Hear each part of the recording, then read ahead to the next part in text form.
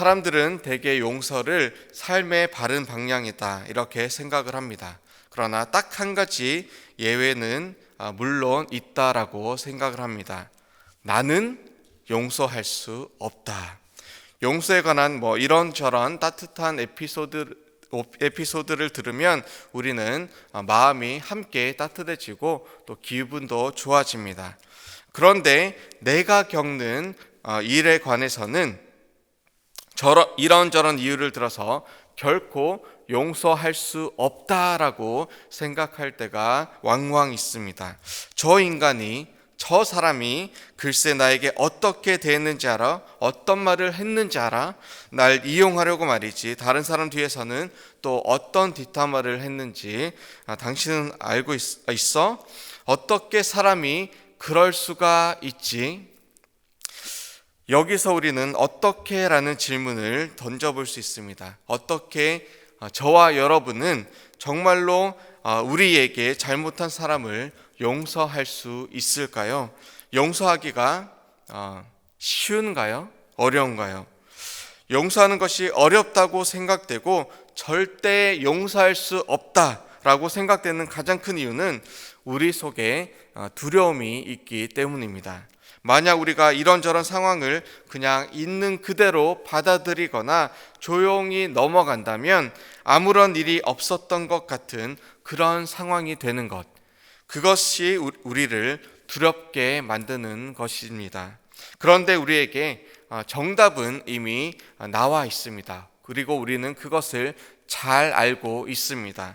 정답은 바로 예수님의 길을 따르는 것입니다. 그리고 하나님의 심판을 또 진노를 조용히 기다리는 것입니다. 하나님께서 갚으실 것을 믿고 우리는 우리의 길을 한 걸음 한 걸음 나아가는 것입니다. 지난주 화요일 본문 말씀 중에 잠언 20장 22절을 아마도 기억하실 것입니다. 너는 악을 갚겠다 말하지 말고 여호와를 기다리라. 그가 너를 구원하시리라. 아멘. 성경은 우리에게 분명하게 가르쳐 줍니다. 복수심으로부터 도망치라. 스스로 만든 정의에서 멀어져라. 우리는 이런 배트맨 또 슈퍼맨, 쾌걸조로 여러 가지 종류의 그 슈퍼히어로들, 이 사람들은 이 정의의 사자에 대해서 환호하고 또 그것을 보는 것을 즐겨합니다. 왜냐하면 우리가 생각하는 이 보편적인 정의가 우리 눈앞에서 바로 즉각 이루어지기를 바라는 생각을 우리 모두가 공통적으로 하고 있기 때문입니다. 그런데 이러한 이야기들은 믿음이 없는 자들이 정의를 구현하고 있는 것일 뿐입니다. 진정한 용서는 우리가 해야 하는, 우리가 살아가야 되는 그러한 용서는 믿음의 문제입니다. 믿음의 이슈입니다. 진정한 용서는 여호와를 믿음으로, 하나님을 경외함으로 시작되는 것입니다. 지혜는 하나님을 아는 것이고 또 진정한 지혜는 하나님의 성품을 바로 아는 것입니다. 하나님을 믿는다는 것은 나에게 일어난 것을 바로 잡으시는, 또 회복시키시고 또 고치시는 하나님을 전적으로 신뢰하는 것입니다.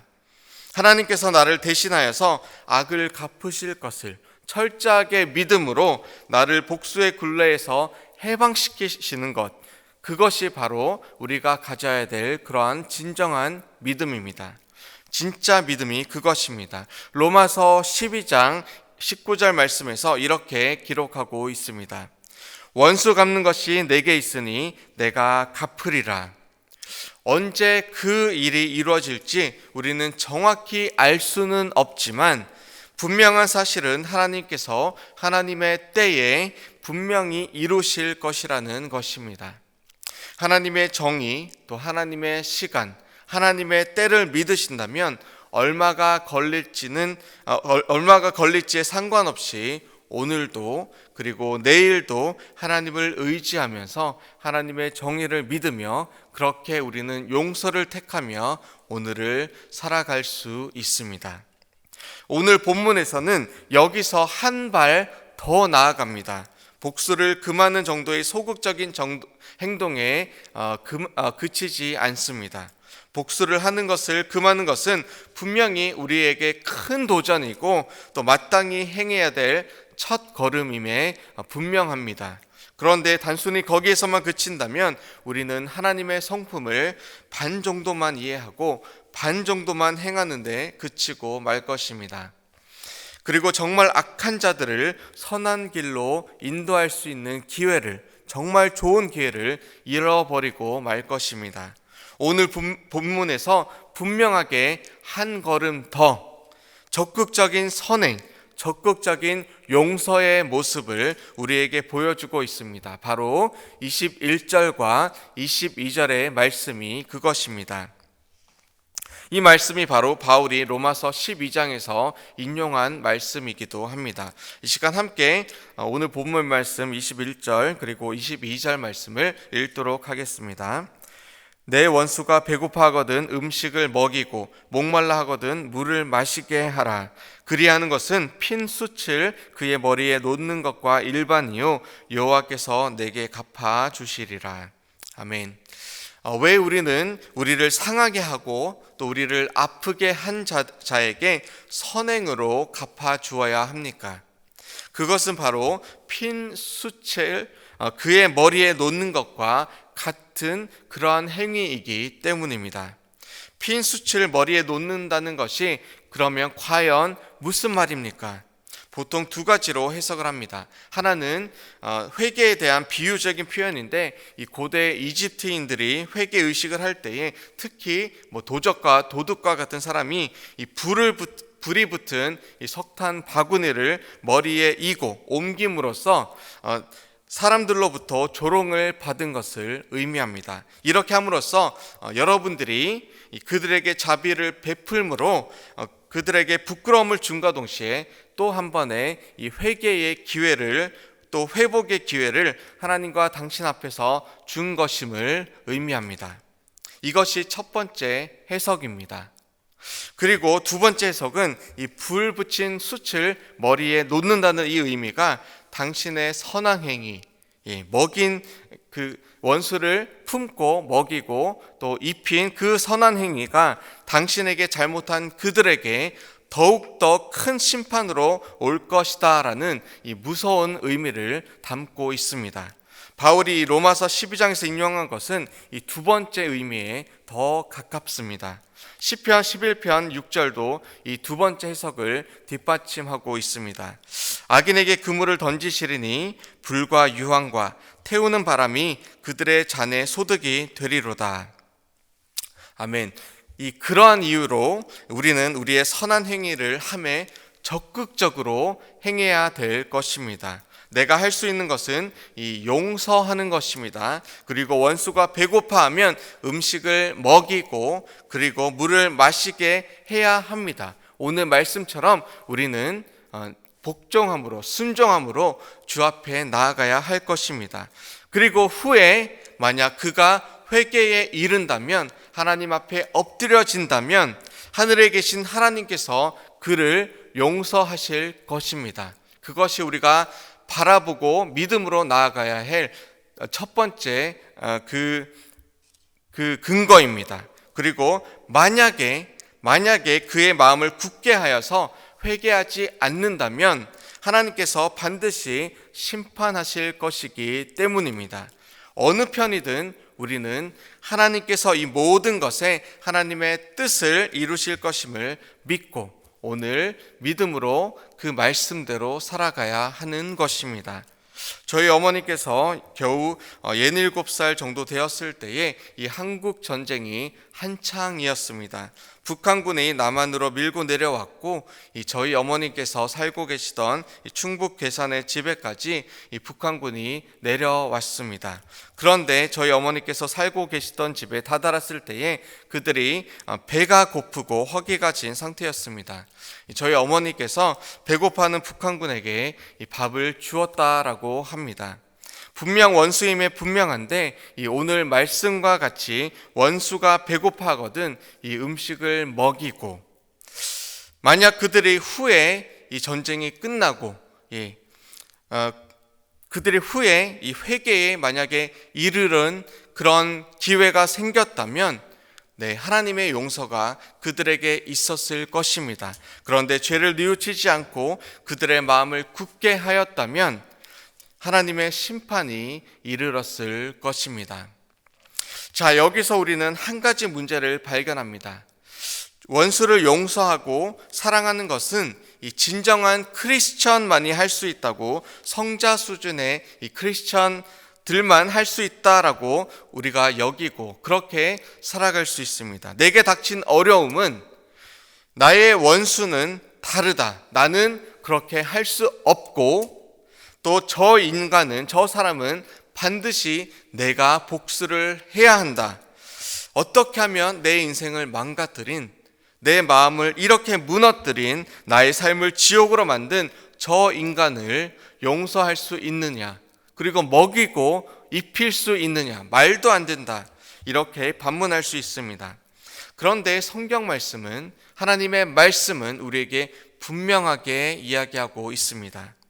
만약 용서하지 않는다면 너는 아마도 진정한 크리스천이 아닐 수도 있다 라는 것이죠.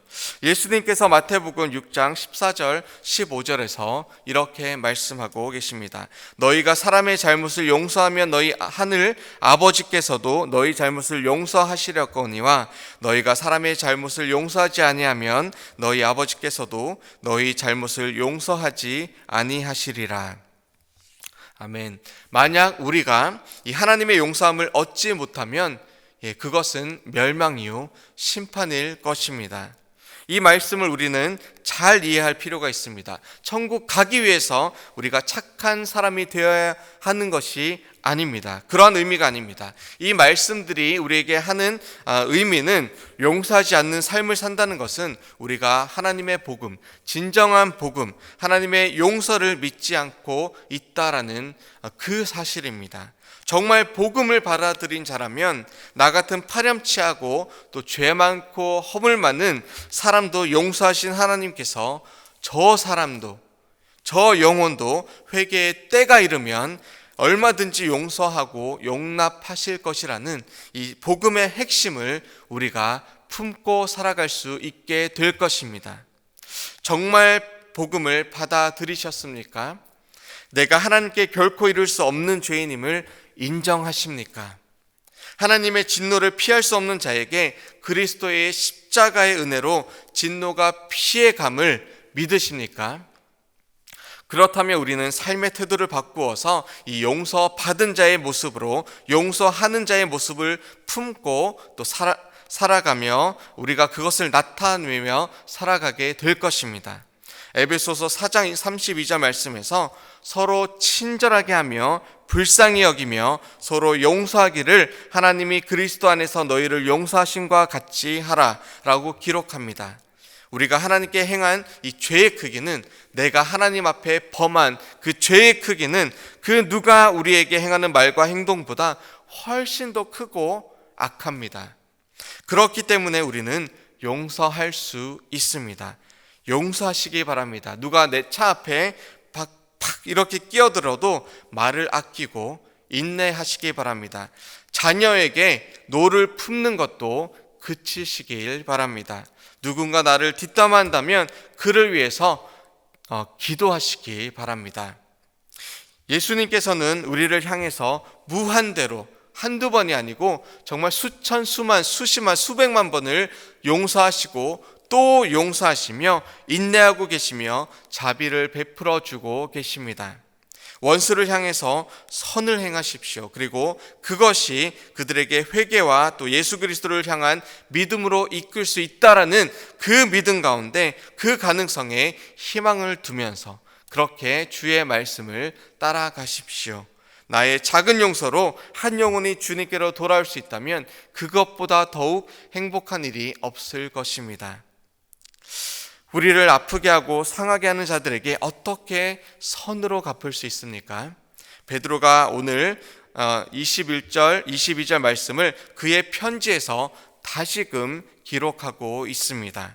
베드로전서 2장 18절로 25절 중에 처음 세 절을 읽도록 하겠습니다. 사환들아 범사에 두려워함으로 주인들에게 순종하되 선하고 관용하는 자들에게만 아니라 또한 까다로운 자들에게도 그리하라. 부당하게 고난을 받아도 하나님을 생각함으로 슬픔을 참으면 이는 아름다우나 죄가 있어 매를 받고 참으면 무슨 칭찬이 있으리요. 그러나 선을 행함으로 고난을 받고 참으면 이는 하나님 앞에 아름다우니라. 이 베드로가 누구입니까?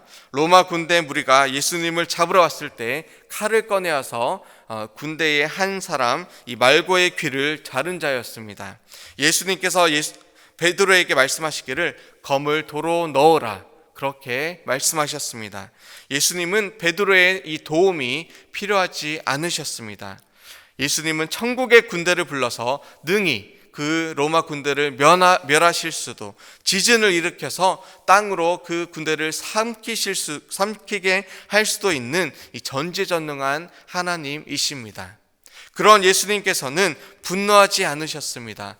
그들을 저주하지 않으셨습니다. 왜냐하면 이 하나님의 진노가, 하나님의 저주가 다른 이들이 아닌 바로 자기 자신에게 내려오는 것을 받아들이셨기 때문입니다. 그리고 다시 오실 그날 하나님을 대적하는 모든 이들에게 이 진노를 내리시며 또 모든 믿는 자들을 구원하실 것이기 때문입니다. 나의 아픔보다 더 큰 세상의 모든 저주와 또 멸시와 수치와 이 고통을, 모든 저주를 감당하신 주님께서 바로 내가 이 땅에 살 동안 다른 사람들을 용서할 수 있는 유일한 근거입니다. 용서하시길 바랍니다. 그리고 더 나아가서 원수를 먹이십시오. 선하신 하나님께서 저와 여러분들의 이 순종을 기억하시면서 하나님의 복을 우리 가운데 선으로 갚아 주실 것입니다. 함께 기도하시겠습니다. 하나님 감사합니다. 우리 삶 속에서 너무나 많은 또 복수와 또 저주가 우리 입술을 통해서 또 우리의 말을 통해서 우리의 행동을 통해서 다른 사람에게 나가고 있지는 않습니까? 하나님, 모든 죄와 또 멸시와 조롱과 저주를 한 몸에 받으신 그 예수 그리스도의 십자가의 은혜를 다시금 기억해 하여 주시고, 하나님, 용서하는 것에서 머무는 그 소극적인 행함이 아니라 이제는 더 나아가서 원수를 먹이고 또 그들로 마시게 할 수 있는 그러한 예수 그리스도의 마음을 우리가 품게 하여 주시옵소서.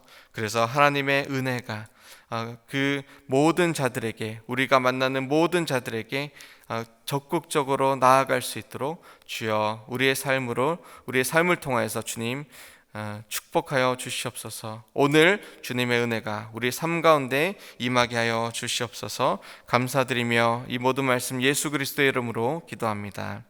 아멘.